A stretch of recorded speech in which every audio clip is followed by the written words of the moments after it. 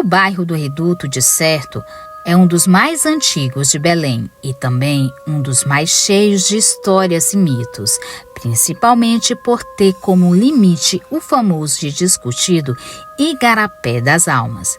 Aliás, ex-Igarapé, visto que agora está transformado em um canal.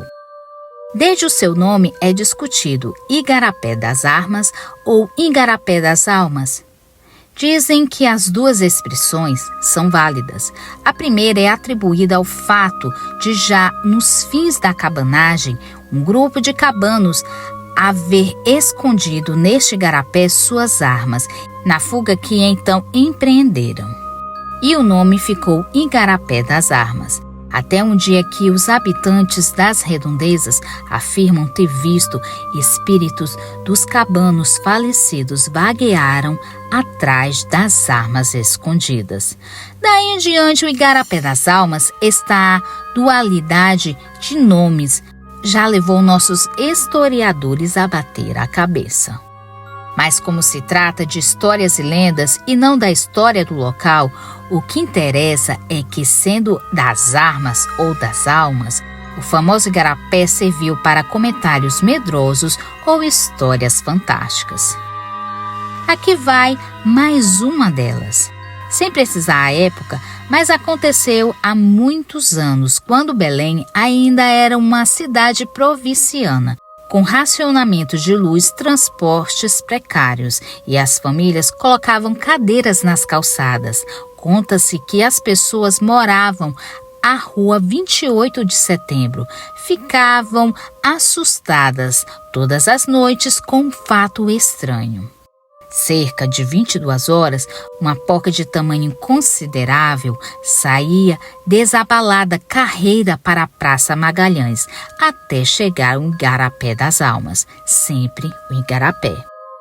Famílias residentes naquela rua, no trecho citado, estavam despreocupados conversando, quando, de repente, um ruído de uma carreira esquisita interrompia a conversa. Era a porca na sua corrida cotidiana. Alguns moradores não se preocupavam, porém outros, mais curiosos, procuraram saber quem era o proprietário do animal. Pergunta daqui, pergunta de lá, e nada. Parecia que a porca não tinha dono. O mais interessante é que toda vez que chegava no igarapé, a porca misteriosamente desaparecia. Pensavam uns, meteu-se no mato. Outros começaram a achar que aquilo tinha dente de coelho. Outro fato suspeito era a presença de uma velhota que ninguém conhecia no bairro, mas diariamente ia do Igarapé das Almas para a Praça Magalhães, permanecendo a maior parte do dia vagueando pela praça. A correria da porca começou a incomodar de tal forma certos moradores que alguns sugeriram tirar a sua vida, visto não aparecer seu dono. E assim se organizou uma turma disposta a liquidar com a vivência do suíno. Todas as noites, o pessoal se reunia no arsenal improvisado, porretes, estacas, pedras, paralelepípedos, enfim, tudo valia para pôr fim na vida da porca. Então, a partir daí, quem morava no itinerário do animal passava a assistir um espetáculo inédito, a caça de uma porca em plena cidade, isso além das 10 horas da noite. Porém, ou porque a porca fosse muito ligeira ou seus perseguidores eram muito lentos, o fato é que a caçada durou muitos dias. E toda noite era uma vozeira da molecada, aos gritos, mata e pega, acompanhado de atiradores de paus, pedras e outras armas improvisadas. E depois a vaia recíproca, uns culpando uns aos outros pelo fato de que a porca ter escapado. Mas um dia, finalmente, acertaram em cheio a cabeça da porca, em um lugar próximo ao Igarapé das Almas, Esta parou, cambaleou, e logo todos puseram a dar pauladas e pedradas no autêntico linchamento. A porca faleceu, e o fato foi comentado até tarde pelos heróis da noite. No dia seguinte, os bravos combatentes da porca correu ao local de sua morte. Oh, a surpresa! A porca havia desaparecido, mas no lugar em que havia caído estava a velhota misteriosa, sem vida, toda ferida, como se tivesse sido atingido por pedras e paus. A qual diga que a velhota era a porca, ou vice-versa.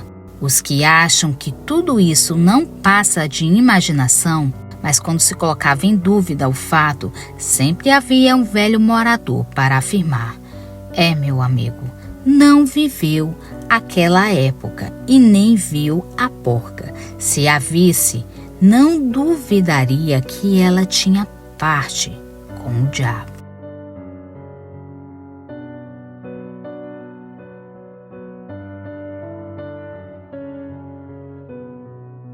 Matita Pereira é personagem mitológico por demais conhecido no interior amazônida. Todos já ouviram falar do misterioso pássaro que dá assobios semelhante ao seu nome, sempre à noite, e só para quando lhe prometem tabaco. E no dia seguinte pela manhã aparece uma velhota solicitando o prometido. Metamorfose de gente em bicho ou vice-versa. Ou simplesmente a esperteza de alguém que sabe aproveitar crença regional? De qual forma, sempre há uma Matita Pereira nos interiores da Amazônia. E em alguns lugares pode-se até mesmo identificar quem é. À medida que o progresso vai chegando e as aldeias vão se transformando em vilas e estas em cidades, tais personagens se afastam, como se fossem inimigos do progresso e do desenvolvimento. Onde estes chegam, aqueles que retiram para lugares menos habitados. Por isso, mesma causa surpreende o fato narrado pelas jovens Maria de Belém e Oscarina Vasconcelos. Segundo as mesmas, um destes personagens morava ou mora em Belém. Corria certo ano da década de 70, num acampamento próximo à Rua Nova. Os moradores andavam quietos. Todas as noites, após as 12 badaladas, ouviam-se assobios estridentes da Matita Pereira. Procuravam por toda parte e nada do incômodo do pássaro. Os assobios continuaram até que um dia em que certa dona de uma casa, mais o proprietário da sede onde funciona o Clube Estrela Negra, resolveram esclarecer o mistério e tirar tudo a limpo. Consultaram pessoas entendidas e certa noite, após o preparo exigidos de posse de uma tesoura virgem, uma chave e um terço, colocaram o plano em prática. Cerca de meia-noite abriram a tesoura, enterraram no quintal, no meio desta a chave e por cima delas o terço. Após tal ritual, fizeram diversas orações e esperaram dentro de casa. Lá pelas 4 horas, ouviram um formidável ronco de um porco e que se debatia no chão, próximo à tesoura e os acessórios. Uma pergunta para as informantes se Matita Pereira era apenas um pássaro. Responderam que Matita Pereira se transforma no que quiser, conforme a sua vontade, porque, por sinal, é muito instável. Pode ser um porco, uma galinha ou qualquer outro animal determinado apenas pela direção do seu desejo do momento. Mas, apesar dos roncos de porco, ninguém quis olhar quem era. Apesar da Matita Pereira estar presa pela fórmula colocada no quintal, ninguém devia ver até o momento da transformação. Ao amanhecer, logo após as 6 horas, todos correram ao local num quintal. E no meio da lama, bastante suja, estava uma mulher que não conseguia afastar-se do lugar. seguraram a mulher, desenterraram a tesoura e tiraram a chave e o terço. Após isso, chamaram guardas civis, a quem entregaram a mulher. Foi levada para o posto policial de Pedreira, acompanhada de um grande número de pessoas. E aos responsáveis pelo posto foi feita a terrível acusação. Ela vira Matita Pereira.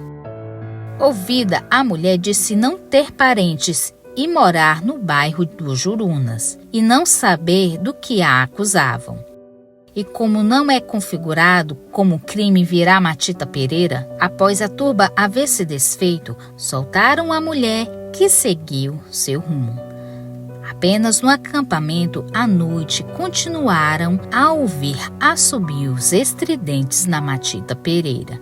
Dizem os mais crentes, ela, a desgraçada, está se vingando do que lhe fizemos.